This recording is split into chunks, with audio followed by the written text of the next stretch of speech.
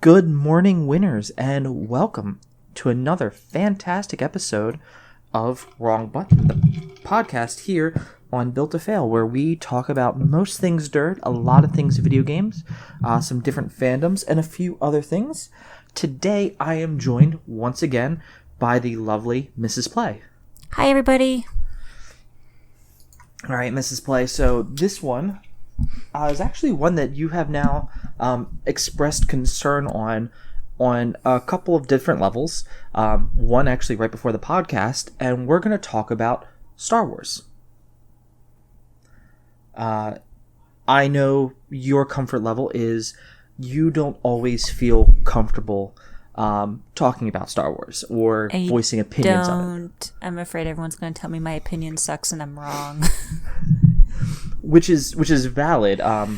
You really don't use social media other than Ray and Pickles on Instagram. Mm-hmm. So you don't see Twitter's horrible nightmares. You don't see I know the underbelly of the internet exists, but by and large I only look at the happy parts.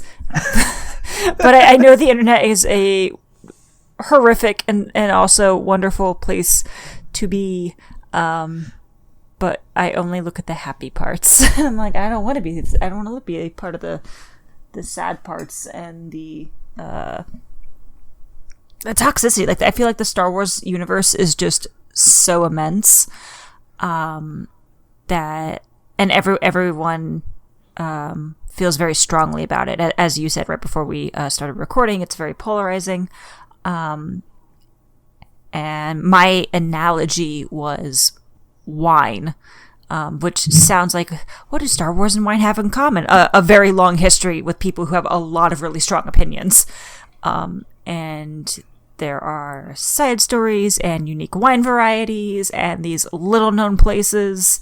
And some names, like some wines don't even have names. It's just made in this one particular area, in this one particular like little village by this one farmer who's been farming for 45 years. He makes great stuff and everyone should know about it. I feel like Star Wars has like its own equivalent with characters and side arcs. And this isn't just like shoulder armor. It's made out of like the Mandalorian metal, which is actually from this, and this is why it's so sad and so fucking expensive. And I'm like, I wouldn't have known that if you told me these things. And so I feel I am hesitant to say what I think, because how am I going to add anything new to the conversation? But that's just my own insecurities. But yeah, let's talk Star Wars.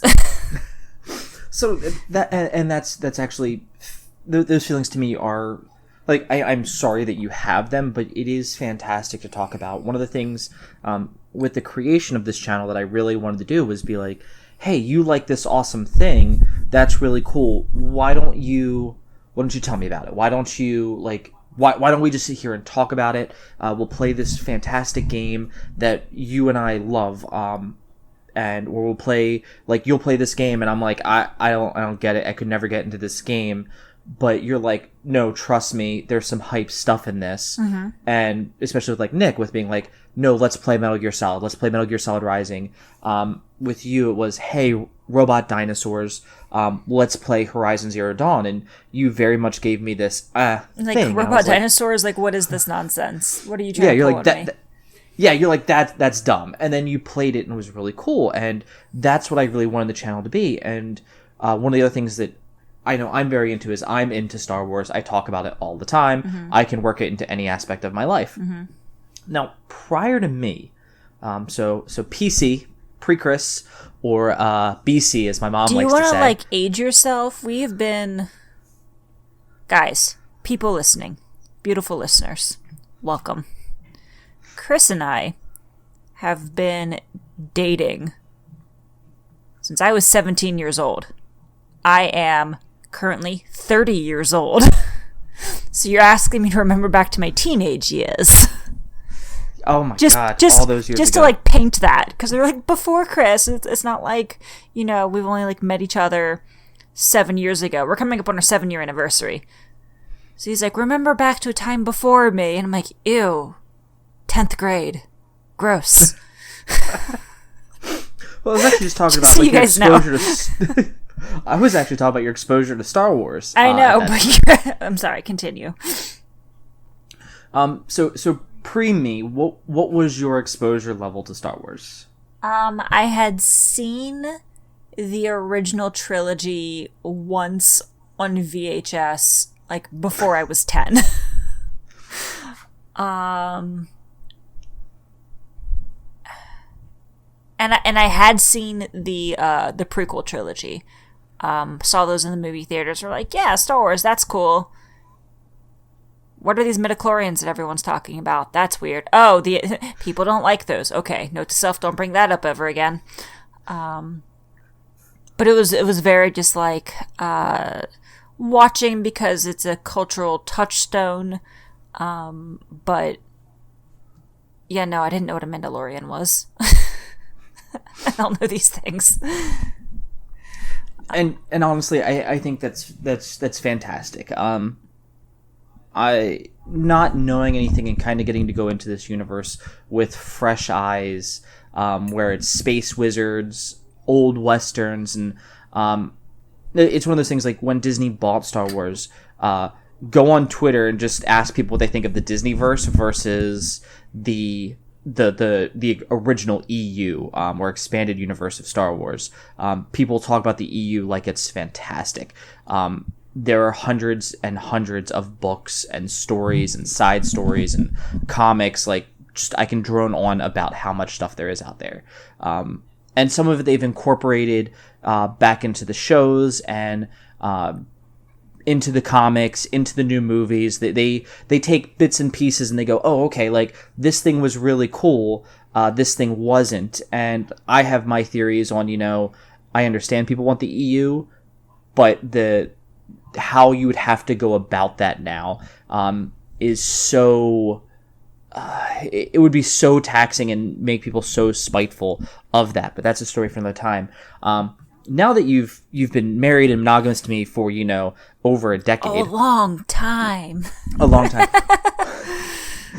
What is your new exposure level to Star Wars? A lot more. I would never have watched the Clone Wars television show, animated series, if I weren't married to you. I can't say like never, ever, ever, because how can I imagine a negative? But that's philosophy. I do not believe that I would.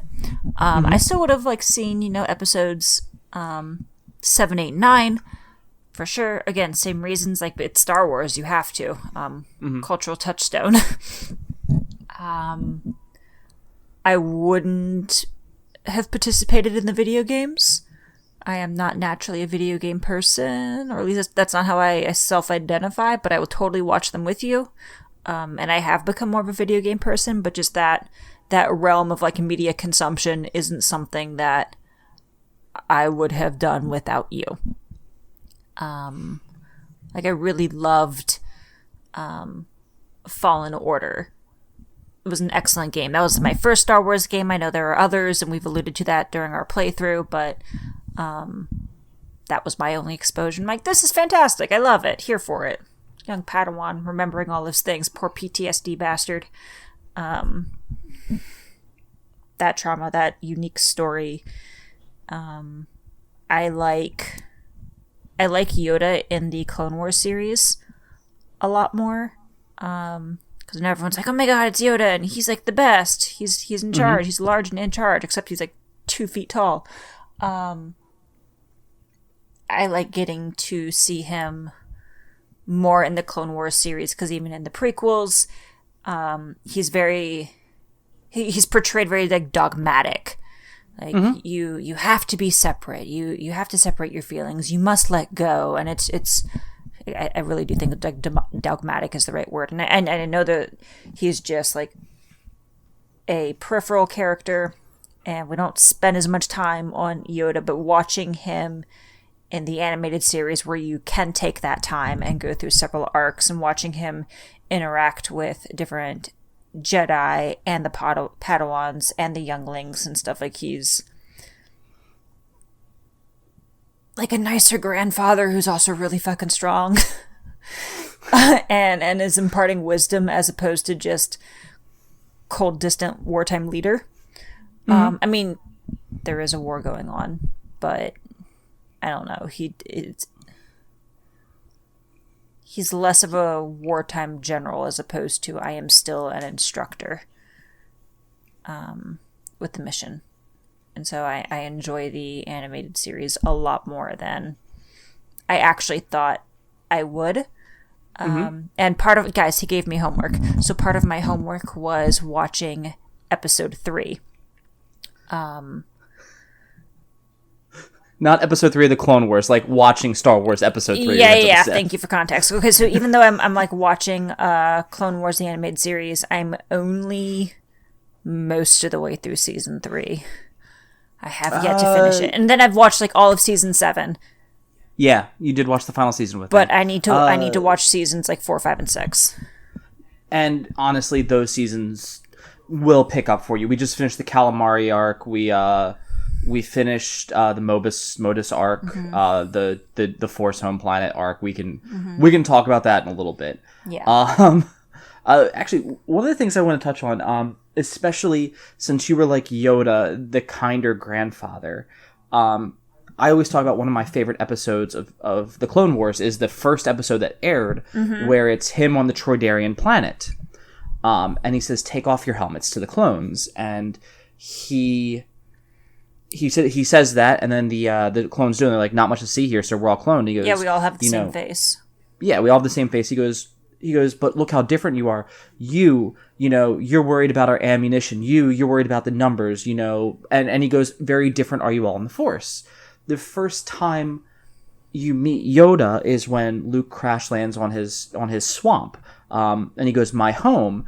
And he goes, "I'm looking for a great warrior." And it is his line, it's my favorite line, is "War does not make one great." So you said Yoda was like a grandfather figure.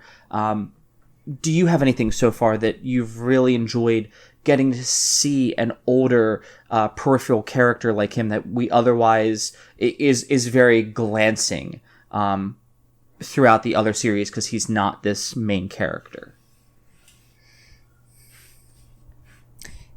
Okay, I can never remember his name, and so I apologize in advance. Are you talking about the goat one?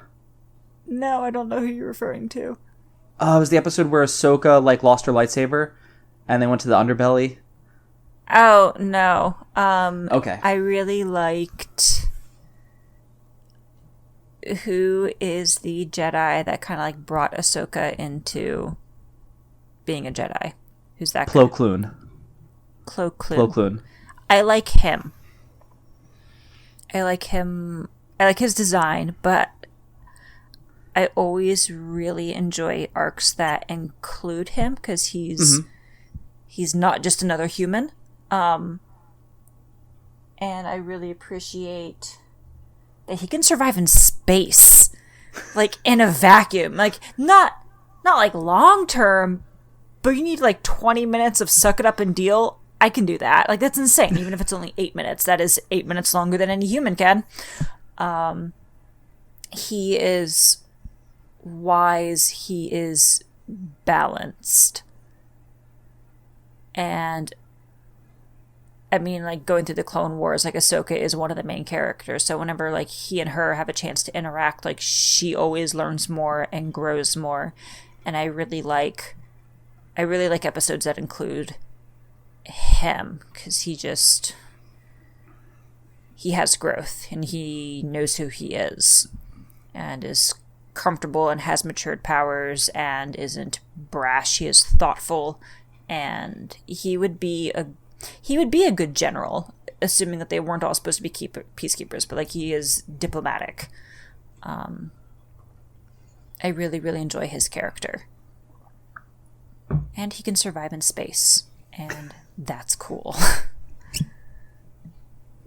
And that's that is definitely one of the cooler features, because that's one of the early arcs where you get to see him and doing the space battle with the giant ion cannon, remembering all the way back then. But now, like, so the thing here is you have these exposures to those characters. So you like Plo Koon. I know you like the one with the Kit Fisto, who's the one with the dreadlocks. Yeah. And they go into Grievous's thing with his apprentice at one point. I know you didn't mind. I liked that entire episode series just because of him talking as like his student is now a Jedi Knight and is now like a full-fledged Jedi. And it's like, did I forget to like teach you patience or something? And it's like, oh, this kid's not a good Jedi yet. Like, yeah. And spoilers, he doesn't get to become a good Jedi. But so you've gotten to see that, and I know it's like you said, where you don't feel comfortable speaking on that, but you now know some tertiary characters, like you know who the Mandalorians are, you know who Plo Koon is, you've gotten to enjoy the clones in there, and I think the proliferation of fandoms online and what allows us to now connect in this expansive digital universe that we have. How do you feel that social media? How do you feel that the internet has either does that make you more scared, or are you sometimes happier when going into a fandom that is so connected in that way? Now rephrase your question. Okay. So Star Wars. We're going to go back to, for an example, probably be easier. Star Wars Episode 7 came out. The Force Awakens, right? Yeah. That came out. Everyone was like, "It's a great movie. Go watch this movie." No one talked about it. Mm-hmm. And to me, that was one of the strongest points of like a Star Wars, the Star Wars fandom coming together and being like, "Go see it. It's a great movie." My mom was like, "Hey, how was it?" I'm like, "Good." "Oh, can you talk?" "No, Mom, go watch it." Like that. Those are little conversations I had with my mom until she went and saw it. And I know. Go ahead. I'm sorry. Finish your thing. And then, but now we get to Solo came out. I enjoyed Solo. Were there things I would have done better? Yes. Or would I have done differently? Not necessarily better. Yes. The Last Jedi. People are like, "Arr." The Rise of Skywalker. People are like, "Arr." How do you feel the connectivity of fandom, especially in this age of the internet? You can do pre or post pandemic. It doesn't, or during pandemics. We're not post it yet. How do you feel about that connectivity? Well, I'm not really on social media. Like Facebook and I spent way too much time there, so I've disconnected. I don't have a Twitter. My Instagram is primarily for the cats. So I also avoid spoilers, but I will acknowledge that I appreciated when the new movies come out, and even the final season of Clone Wars, when there would be like review articles. It's like, do not read past this line if you have not seen it yet. You won't, like, whatever emotional trauma and angst and anguish that you feel, that's on you if you read past this line. So I definitely appreciated that, but I know for you it was exceptionally powerful for the very reasons that you said. Like, you wouldn't have known that Han Solo died. It's like, there are feelings, there are lots of feelings, I can't tell you anything more. And when we went to the midnight release, and there were people who had seen the movie before us, and they were getting out, like, no one ruined anything. It was the quietest, like, procession. Like, people were like you saw them come out, like, "Oh!" And then, like, yeah, they like, saw the little kids are still, like, stopped. running out of the theater. They're excited, lightsabers in hand, dressed up as Chewbacca, and stormtroopers and Yoda, so on and so forth. Their Jedi robes. And that was always really cool to me. But yeah, no spoilers. Loved that. But yeah, I don't really participate in the social media community. But okay, so I say that, and then this morning I was reading review articles on on the animated series. Like, why was this arc even necessary? Because algorithms, and occasionally I'll click on them, and you're like, "Nicole, how are you? How's it going?" I'm like, "I'm reading an article that is dissecting why did this even happen?" yeah, I appreciate the no spoilers. I appreciate the solidarity and the like. No, let the person coming behind me have as pure of an experience and enjoyment out of this as I had. Like, that's really cool to me, and that seems to have been like a trend that I only first noticed with Star Wars, and has definitely like bled through to like other television series. Game of Thrones is a prime example of like, don't read this, don't watch this until you've seen the latest episode. So it's cool. I do enjoy. How do you feel about just going on that, because you said you're not on the social media, because I know I brought up to you like the final movie is polarizing. I like all things Star Wars because I like Star Wars. That universe to me is it's somebody telling or saying, oh, this is what I think of this part of Star Wars. I'm all for what George Lucas started. I'm one of those people that will say, buck authorial intent. If you get this out of it and you watch it and that's what you take away from it, there's nothing wrong with that. Uh-huh. But I know the last movie was very breakneck, and I actually really enjoyed the three new movies. I thought each one of them was fantastic in their own right. I know you were like, oh, they were movies, they were good movies, but they weren't your favorite. And I remember telling you about, because you had questions like, well, who were all the people that were in the stadium in the final movie, and like that the giant like Coliseum, who were they? Oh yeah, no, I fundamentally resented that shit. And it was this very weird thing of like, you went on Twitter and it's like, did you know the inhabitants of this planet, are the people that built those starships, and then they raised their kids to be the crews of it. And I forget who put it on Twitter, but somebody put on Twitter was like, no, I didn't know that. You want to know why? Because you didn't tell me. You didn't tell me in the movie. And I know like a lot of people, the special editions of the original trilogy, if you watch the special edition, at one point it shows you Luke building his lightsaber. He's sitting in what looks to be Ben Kenobi's old home, and they do confirm like, nope, that's supposed to be Ben Kenobi's home, and he goes there to build his new lightsaber. And it's not something that was you that just need like to a know, deleted scene? It wasn't even a deleted scene. It was like it was a scene that they said like, we just didn't end up going with because we didn't like, that scene itself doesn't change the movie.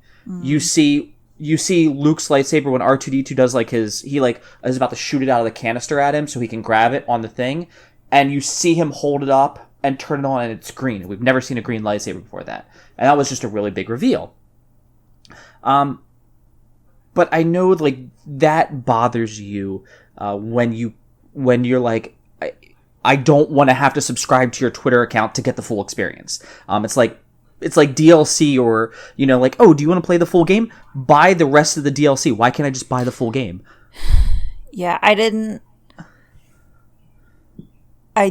like that because I had so many questions about episode 9. Again, like, who are those people in the stadium? What's going on there? And even when Kylo Ren and Rey are fighting like the red stormtroopers that look like samurai in the throne room, and I'm like, who the fuck are they? What's that about? What's going on there?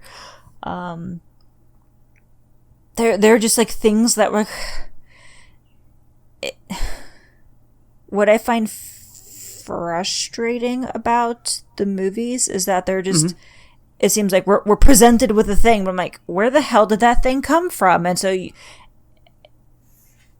need a backstory, but then that's why television series is probably more appropriate. So you have that time, and I understand that there are just instances where we don't have time to explain how all of these little components came into being, because we have to find out if Rey is really the last Jedi or not. Like, and we need to, and like they're diodes of the Force. I'm like, what the fuck does that mean?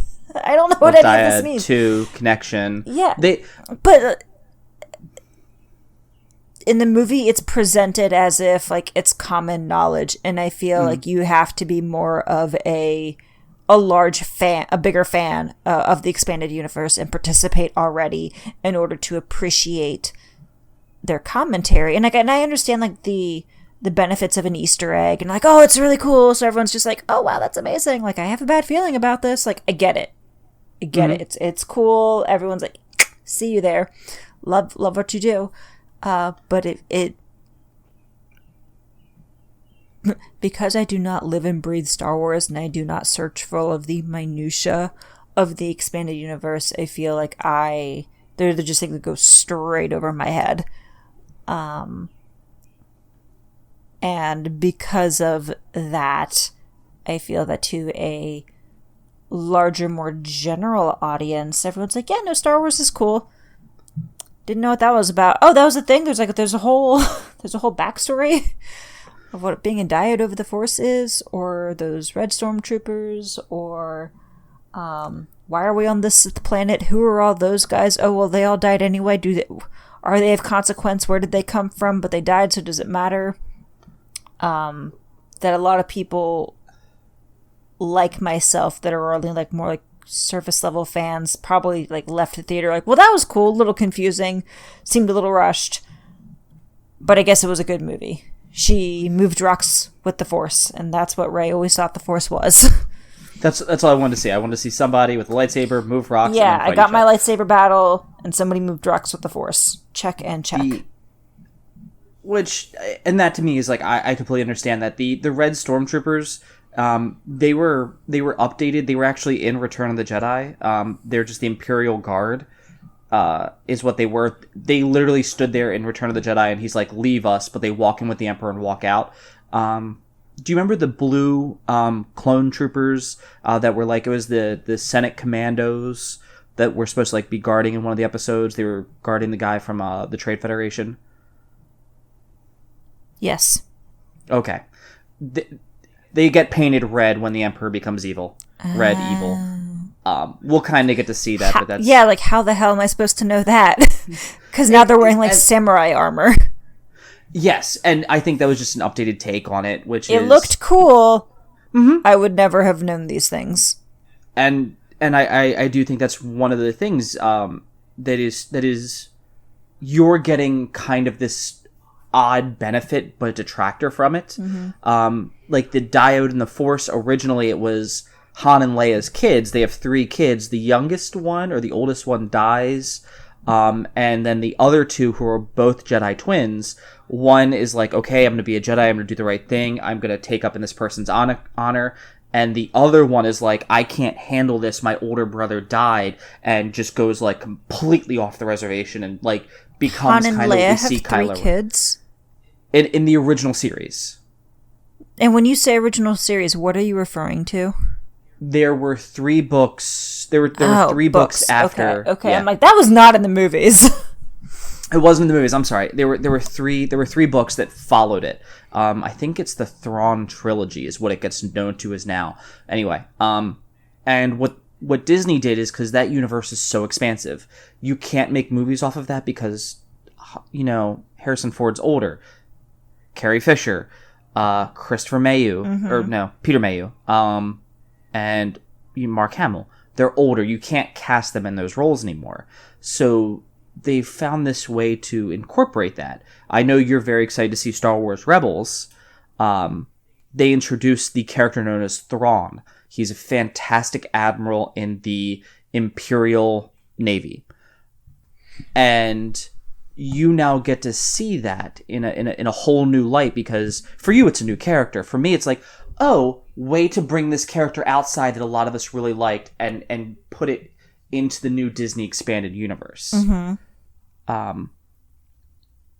But that's a side tangent that we were kind of on there. And so now you've also seen Star Wars through quite a few mediums. You've seen all the movies. Mm-hmm. You've now seen and played one game. We've gone through Jedi Fallen Order.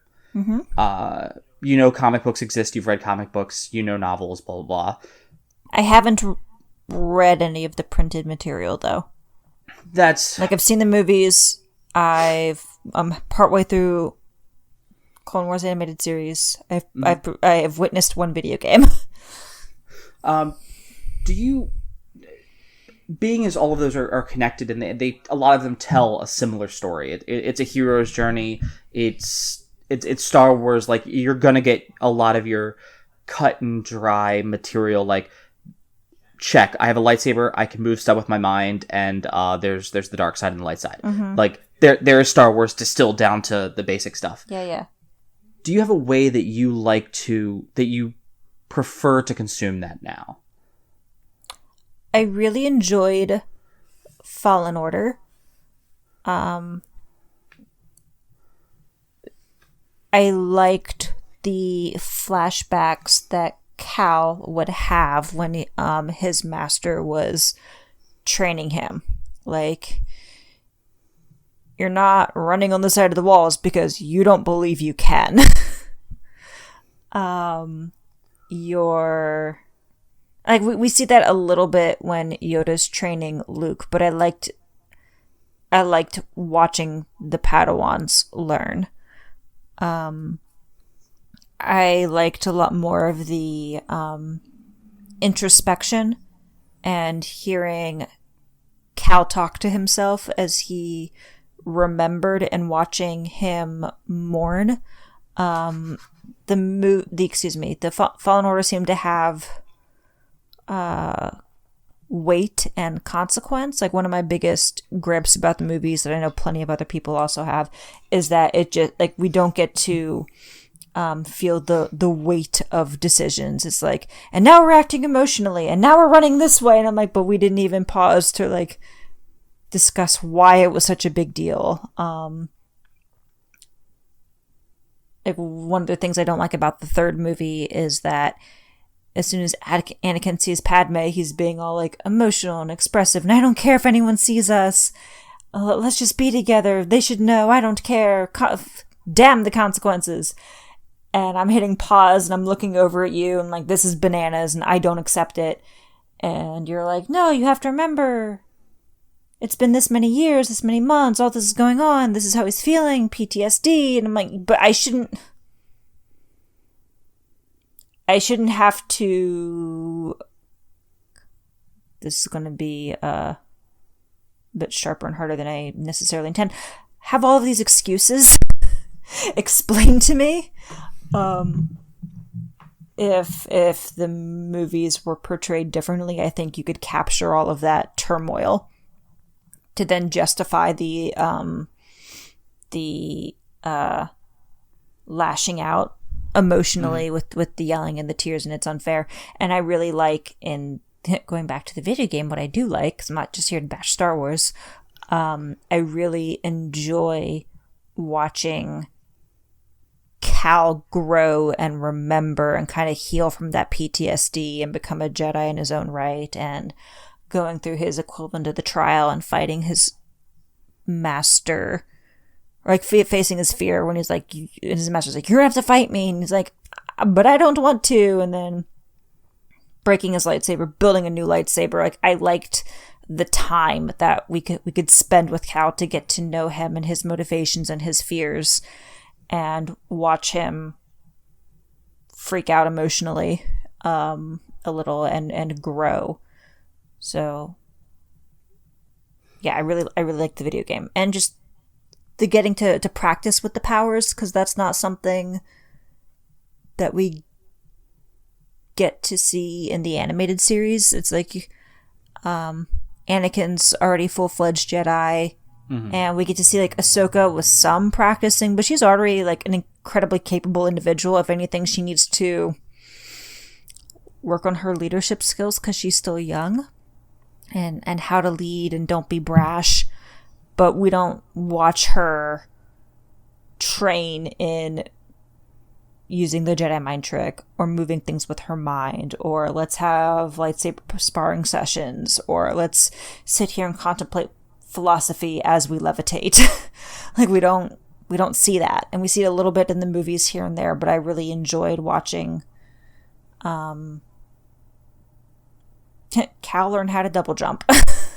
And I know that's just, like, convenient for video games and stuff, but watching him remember how to do these things, the contrivances felt they felt real. Yeah, it was like, okay, it served a purpose, and it's kind of therapeutic, because I mean, he was a kid when he completely, like, when he experienced this incredibly traumatic event, and he's, for protection and self-preservation, he's like cut himself off from the forest, and it was only in like extreme life or death circumstances that he even like reached out to use it again to save a friend. And so to go through the journey of remembering and re-experiencing and reliving in order to move forward in his present tasks, like that is therapeutic in a way. And it to me, it was a tremendous amount of growth, and I really enjoyed that journey and getting to experience Star Wars in that way. So I appreciate you not spoiling the end of the game yet, because we haven't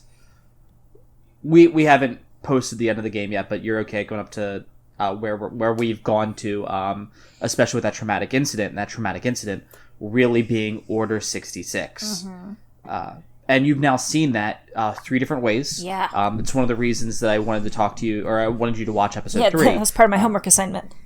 Yeah, that was literally the homework assignment, was watch it for this one reason, because I think episode 3, going from episode 1 or episode 2 to episode 3, I'm like, this is breakneck, and it feels almost as breakneck as the last season or the last episode of or the last movie did. Mm-hmm. Except they don't show you the breakneck of it, because in episode 2, you know, Anakin's got the short hair. He still has the Padawan braid. Episode 3, spaceships, space battle. Like, they look tired. He looks older. The hair's longer and grown out. And the Clone Wars series, I think, does a really good job of going like, okay, here's the countless battles. Here's some points where you just see the Jedi get overrun. But you have now seen Order 66 happen 3 times. Mm-hmm. I know you didn't quite remember it. Was one of those more impactful than the others to see that actually happen in?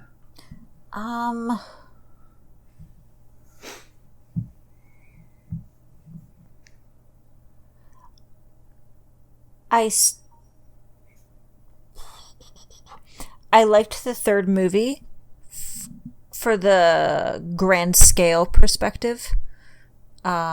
Like, this is happening simultaneously all across the galaxies. There are battles happening simultaneously all across the galaxies. This is war. And to go from like, okay, let's go, let's charge, or get ready to provide like cover fire, and then for them to turn on you,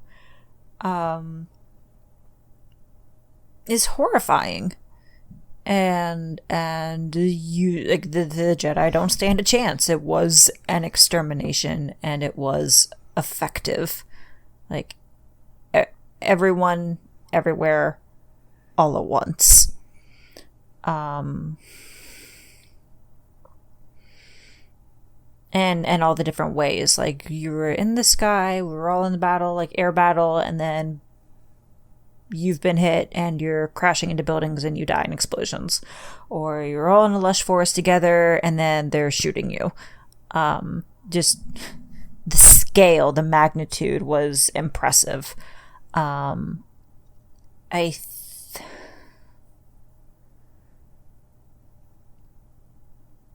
Cal's perspective also really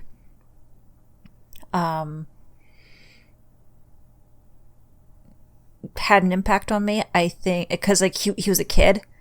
Ahsoka was already, she's a survivor, and she is incredibly adaptable in chaos, and doesn't even really take the time to assess the shock of but we were all friends and we worked together and we've been fighting side by side for years, and now they're shooting at me. She doesn't even like have like a freak out moment of like, what the hell do I do? How could this happen?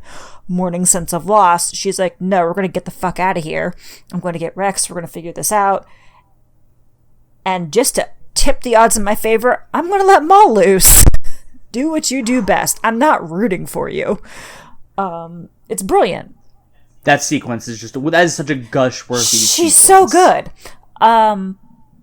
So while I am impressed by her, I am more like gut-wrenched, damn near like crying because over Cal, because he's just a kid. And he was literally just kind of like goofing off conversation with the stormtroopers as he goes into his training room, and then execute Order 66 happens, and then his master's like, we've been betrayed, we gotta go. And then his master's doing everything he can to help him and for them to escape. And like, because he was a kid and he doesn't understand, like, that was horrible. And so personal, because like we've watched Cal grow and start to remember and start to heal, and like now we're at the thing that is the crux of it all, and that that was heartbreaking. It absolutely was like that. So much trauma, and he's like maybe 10. Like, and I think that's one of those sequences that was and I want you to watch episode 3 because, like you said, it's that grand scale. I know. I think it was actually when we watched the season 7 and Order 66 happened. You were kind of like, I kind of, like I want to see like the grand scale of it. Like, Thank you. So brief technical difficulties there, winner. Something got disconnected there. We're still trying to troubleshoot and work this out a little bit better. So we were talking about the grand scale of it all, because in when we watched the 7th season, you were like, I kind of want to see. Yes,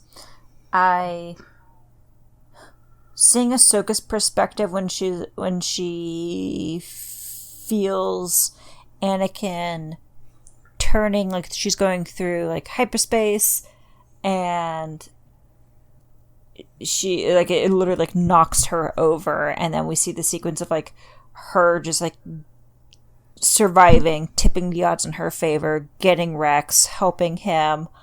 I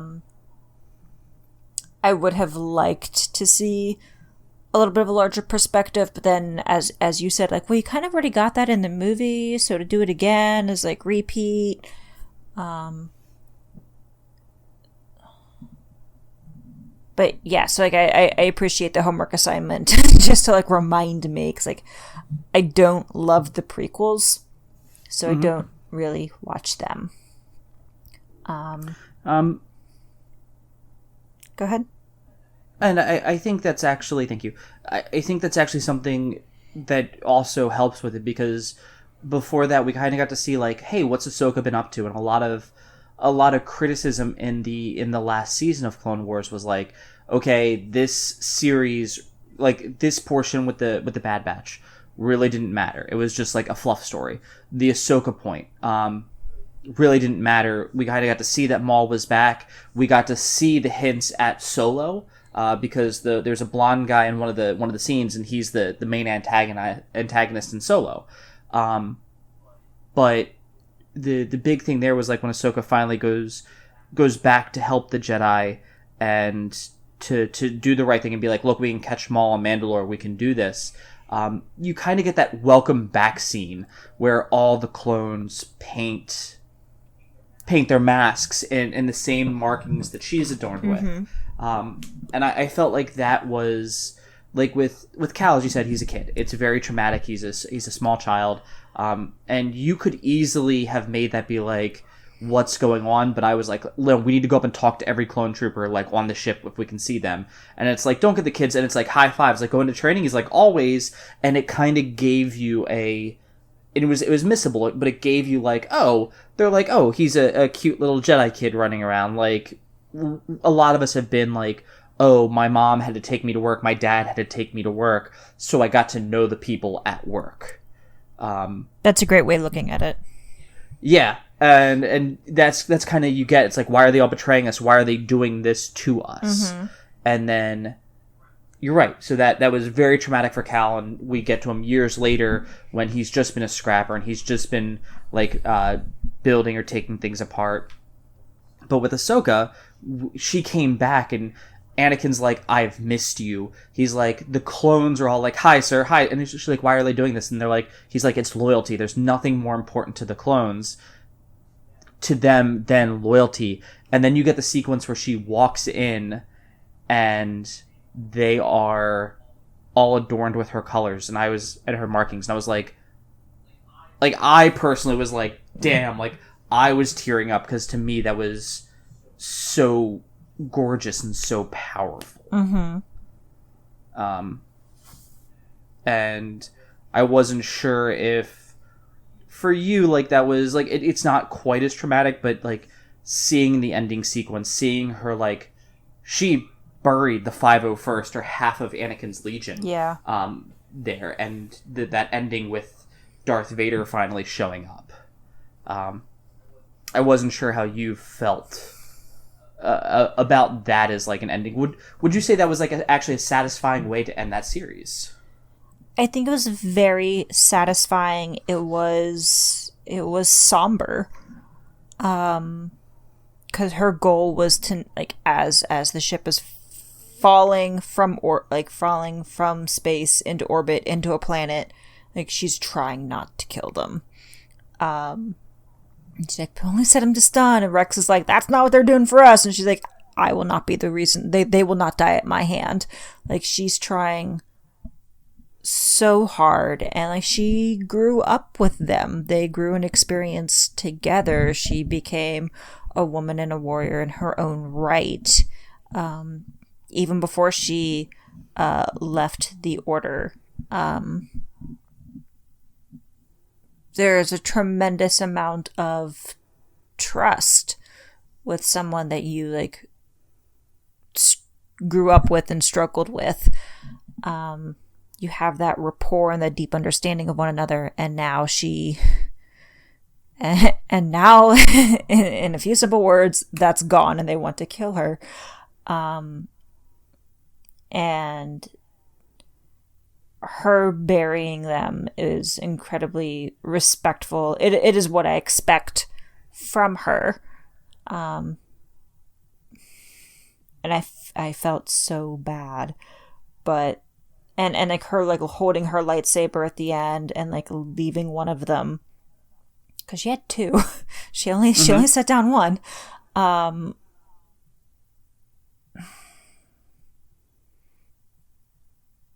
Yeah, it was kind of like when you, like, leave something at an altar, or it's more than flowers. It's like a small, like, trinket at a grave site. Like, she left her saber. There's a piece of me that was left, that like, died here with you. Yeah, exactly. Thank you. Like, that's really what it's like. No, it was somber, but it's supposed to be. It had to be. It wasn't. It shouldn't have been like. And this is what we do next to fight back. Like, no, everything's gone. Like, she doesn't know who lived. Like, it's her and Rex, and that's about it right now. So I think it was an excellent ending. I don't think that there was time for her to reflect on, like, what the hell just happened, in an articulating kind of way. Because, like, her burying her half of the 501st that she had, and with the lightsaber reflecting, like, leaving that there, going with Rex and leaving, like, that was her reflection time, but we didn't get to hear any of it. But that was something that I enjoyed more from the movies and from the video game is like seeing everyone's like horror and reactions and fear. And for her, it was survive and diplomatic and as merciful as she could be. Because again, it was just like, I'm not trying to kill you. I'm just trying to get away. Like, you were once my friends. I don't know what's going on right now, but I don't want to kill you. I don't want to have to hurt you.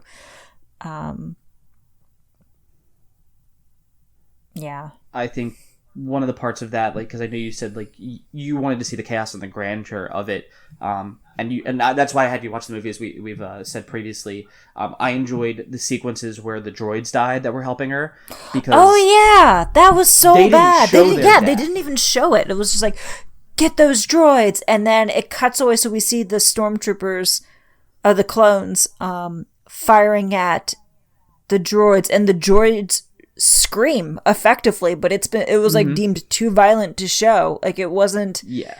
You could just wipe them. You could just turn it off, turn it back on, and it was a murder.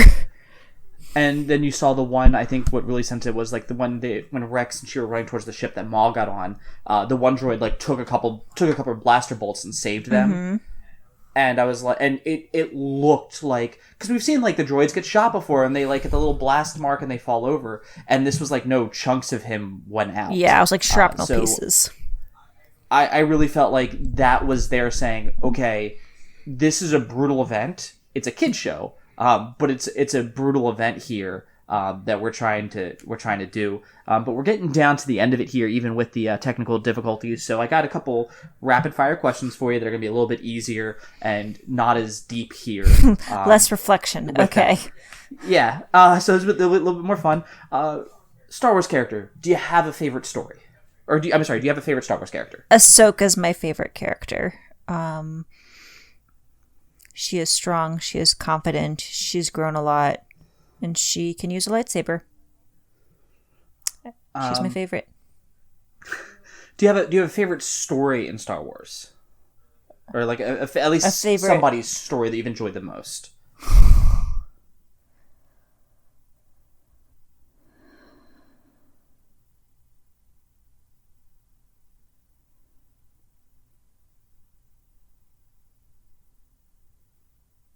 Are you speaking? No, I'm not. I'm sorry. Oh, I was like, oh no, did it just... I'm... not yet. Okay. Not yet is my answer. Like, I like certain pieces, like from episode 8. And it's not even, it's like arcs or anything, but like, I really enjoyed Rey's dialogue with Luke. And he's like, why the hell are you here? Go away. I'm not going to train anyone. And she's like, no, you kind of have to. Like, where are you from? And she's like, nowhere. Everyone's from somewhere. Like Jakku. It's like, well, that really is nowhere. Like, I enjoyed that back and forth. Surly old man Luke was actually I enjoyed that character. It was and good. How they decided to so like there are bits from the movies in particular that I've enjoyed, but I haven't had like an animated series arc yet that I like absolutely love. But again, like, I'm not even through season 3 yet. I mean, you can go into Jedi or Fallen Order or anything else. I wasn't sure if you had, like, one story so far that you said, like, you know what, this has been my favorite story so far. But I realized, like you said, you haven't gone through Fallen Order, or we haven't gone through all of Clone Wars. We still have Rebels, so that can be visited later. I liked learning about the Night Sisters. And I'm like, who are these space witches? What do they got going on? What do you mean Darth Maul came from them? What's happening there? And then, like, I've gotten to, like, the Savage and learning about him, and his story was so tragic. He broke my heart. Got there, and, like, in Fallen Order, then I was like, all right, we gotta get up to here. Yeah, exactly. And you're like, we absolutely, like, you need to get to these parts. So, like, I've really enjoyed learning about the Night Sisters and, like, where Darth Maul came from and that culture. Because like Darth Maul to me has like only been presented as like a bad guy, and he like never speaks. Does he speak at all? Really? I mean, like, when he interacts with... He has, like, 3 lines with Emperor Palpatine. Exactly. And so, like, he's just, like, this, like, silent evil warrior monk otherwise. So to learn more about, like, where the hell did he come from? How did he learn these things? What's the culture that he comes from? So, like, that's been really cool to learn about. And after playing Fallen Order, and then we go to Dathomir. Dathomir. Yep. See, I don't know words. Dathomir. And the scenery is the same. And I'm like, I know those things. Skeleton Knight Sisters fall out of those. Oh, that's right. That did show up in the show. It did, and I was like, I see, like, the continuity was there, and I'm like, I know what's happening. I know where I am. I know those colors. So yeah, I guess if I have like a favorite upon further reflection, even though this is supposed to be more rapid fire, I really do enjoy learning more about the Night Sisters and Dathomir. All right. And then finally, one of the things I like that they're doing with Star Wars is what they started to do with Marvel, where it's this story that happens in the universe. For instance, Marvel, I will say Thor Ragnarok is a buddy cop movie, and it's Thor and Hulk, and they're doing this buddy cop thing to stop this bad person. The Mandalorian is your old Western, like it is the old Western. You've got your King Arthur, you've got your like, I'm the last of my kind, need to refine my teacher. We've seen that story. Is there a story that you think you'd like to see or hear about told through the Star Wars universe? This is supposed to be rapid fire. I got Smokey, like for me, Solo was like Smokey and the Bandit. Oh no, it definitely is. I've seen the Padawan, seen Ahsoka, we've seen Order 66. Or maybe an aspect you'd like to see explored more, if that's a little bit easier. No. Okay. What are your favorite? What would you like to see? I'm going to turn this on you. Honestly, for me, like the end of Solo, Solo to me was supposed to be a car chase movie in space, and it kind of built itself up that way. And then you saw where it was like, yeah, you're not gonna get that. It's like, you guys aren't going to get that chance to give it that. And because at the end of the first one, they're like, hey, this person's setting up to do a job. And it was like, it sounded like it was going to be a heist movie. And I'm like, oh, fuck, I want to see a Star Wars heist movie. We kind of got to see that in Clone Wars, but I would love to see Star Wars heist with getaway drivers. And like, to me, that would have been a lot of fun. Mm-hmm. I like The Mandalorian, where we go from like town to town. And it's like the drifter drifted into town. There was a lawless land and an evil bandit batch that was attacking people, and he teaches them it. We've seen it before. I'm just seeing it in Star Wars. So I would like to see more of that. My big thing that I really want to see is I want Jedi Academy days. I want, hey, this is the Jedi Academy. That would be really cool. I agree. Give me Scrubs, but just put it with Jedi. Like, that's all I want. Yeah. But then you're kind of getting in, I mean, in my mind, like, you're like dabbling close to like episodes of Avatar, where Aang is reflecting back on his like Air Temple days. Mm-hmm. You get the Star Wars version, and yeah. Like I like Scrubs, the Star Wars edition. That would be cool, because you don't see many of the Padawans interact with each other in an academic and learning setting. Like, you see it a little bit where it's like Yoda's teaching them, okay, Ahsoka, tell the younglings what you've learned today, because anyone at any age can be a teacher. Tell us what you learned.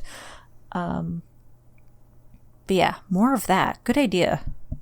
Thank you. And I guess finally, having talked about Star Wars now, where we've talked about like that gate that is put up by Star Wars fans and by like nerd culture, like that can be applied to anything. Like, just being like, you're not a fan because of X, Y, you don't like it the way I like it. Yeah. Do you feel like this would make it a little bit more comfortable if people had more conversations like this? Do you feel now a little bit more comfortable with like, hey, no, I can broach that subject, maybe not with everyone, because some people are just assholes, but does this make you feel any more comfortable? It does. I actually really enjoy when we went to PAX, because like they're like flat out like, this is how you play nicely with others, like ground rules. And I'm like, I love your rules. I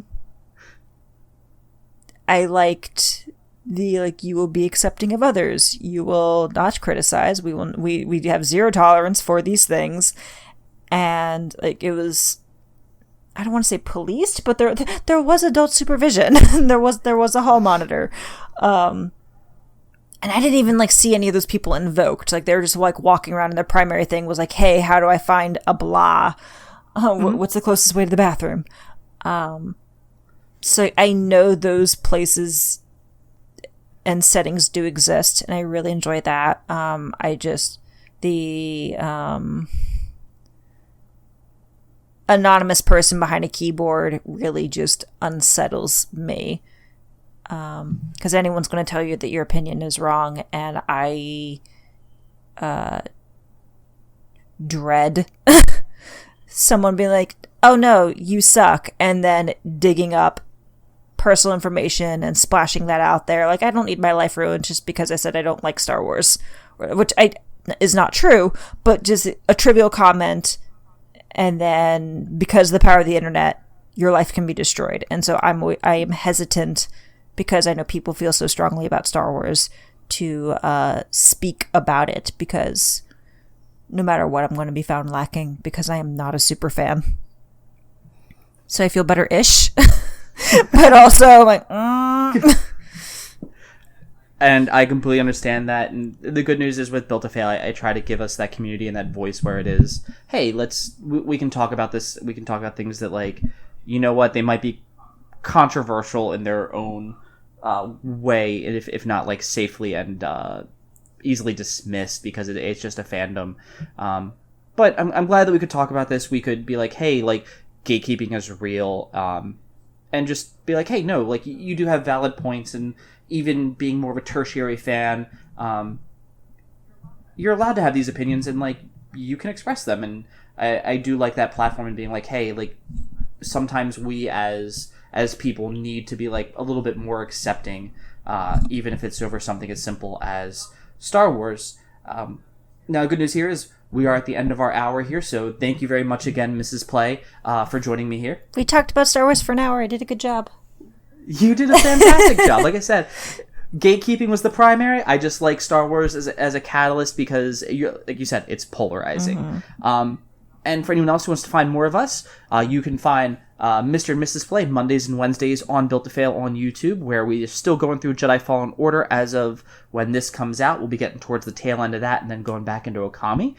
And you can find me right now on Tuesdays and Thursdays with Mr. Plays. We're going through Bloodborne, as well as the streams on Fridays. Is there anything else for you, Mrs. Play?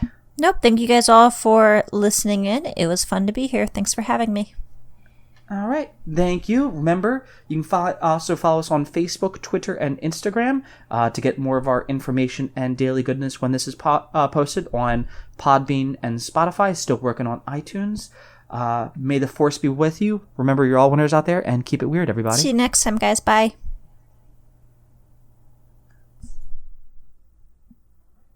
Do I hit stop?